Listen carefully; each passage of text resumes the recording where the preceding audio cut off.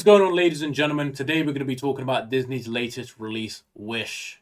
Yes, Disney's 100th anniversary movie. I mean, that's all I saw in the trailers, that this is their 100th anniversary movie, 100 years in the making, all this shit. I mean, they tried to bill it like that they had a lot of weird callbacks in the movie to show that it's that. But I should have known once they were advertising that as the main selling point. It's the 100th anniversary that this movie is going to be very boring and forgettable. And Wish is the most boring, forgettable movie potentially in Disney history. And one thing I want to say off the jump, the first half of this movie legitimately feels like it should have been on the Disney Channel, bro. Like the first half of this movie feels like bad. Like bad. Like I feel like this is the quality I would get on Disney Channel, which is crazy. I haven't watched Disney Channel in years, but I'd still rather watch some of the stuff on there than Wish. But in terms of the plot of Wish, it's just there's this wizard who has decided there's this wizard who's made this kingdom, which is, I guess meant to be more of a utopian kingdom. People come from all around to live there. They tell him their one wish. He takes it from them for safekeeping, and then he grants a wish every year or however long he grants a wish. He grants a few here and there.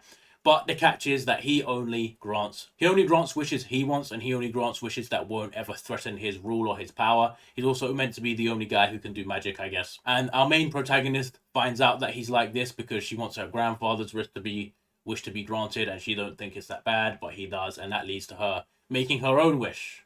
And then, that's where the whole plot really goes. Not the most complex plot in the world, but I don't think it's super bad. I think they could have worked with it.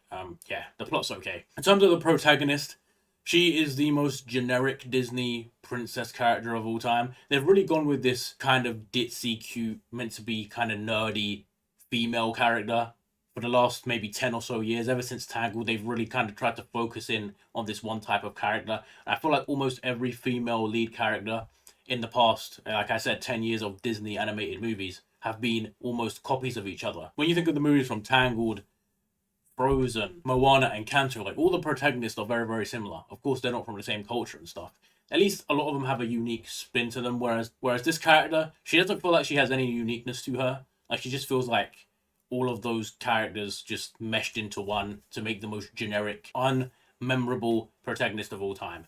At least for a Disney movie. A lot of people are actually very excited that Disney were bringing back another villain, because I think villains are probably the most iconic part of Disney's animated catalog. And for some reason, they decided to move away from it in recent times. And in this movie, they decided to bring the Ice Wizard from Clash Royale as the main villain. I think his name's Magnifico. And I think with him, he had potential to actually be good. Like, there was a potential there. I think Chris Pine did a pretty good job voicing him. He had fun, at least, I guess. With the story and with everything that happens, he kind of just feels like this B-Tech version of Jafar. Like, when I think of iconic villains, they are pretty evil to start with. Yes, he has got kind of an immoral bone in him. Like, he is kind of immoral with some of the things he does with the wishes.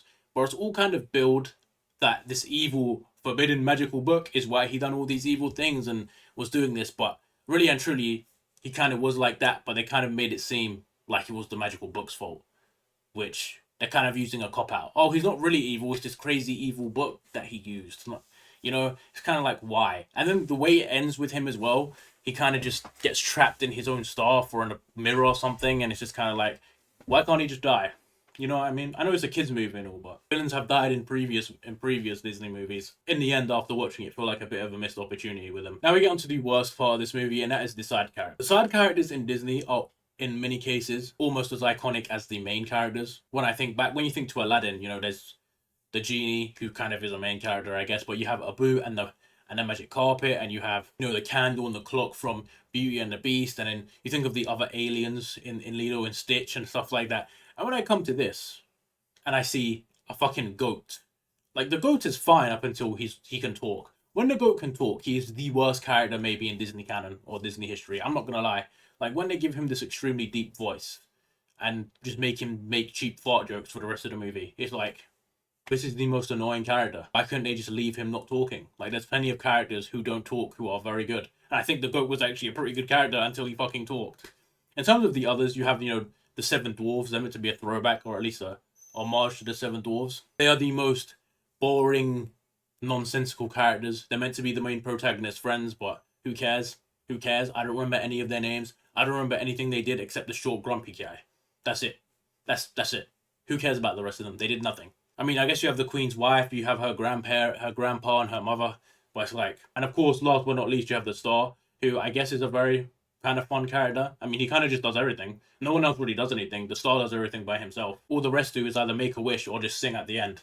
So, yeah. The final thing I want to talk about is the music, because music is the most iconic part of Disney. Like, some of the songs just clap. You know what I mean? They hit different. The songs in this are very, I don't want to say lackluster, they're very generic. They feel like pop music. Something you'd hear on the radio for 1 week and just never hear it again and forget it exists. And then 10 years later, you watch a video of forgotten songs and you're like, oh yeah, I remember that. That's what this feels like. The villain song in particular is very, very, very bad. I'm gonna say it. The villain song was bad. I did not like it. It did not feel well done, and the music in general just felt very generic and boring. And when I think to even recent music like Encanto, that had some very, very good music in it. But this, it just didn't. It just didn't. And overall, this movie, while it may not be Disney's worst movie of all time, it's definitely their most average, forgettable, unmemorable movie that they've ever made. If you're thinking about going and watching this movie, I mean, I'm sure if you have some kids, they'll enjoy it. But as an adult, while most Disney movies are very watchable for adults, I would say this one is one you could probably skip. Wait for it to go to Disney Plus. I wouldn't really recommend it. But yeah, that's all I got for you today. I'll see you all in the next one.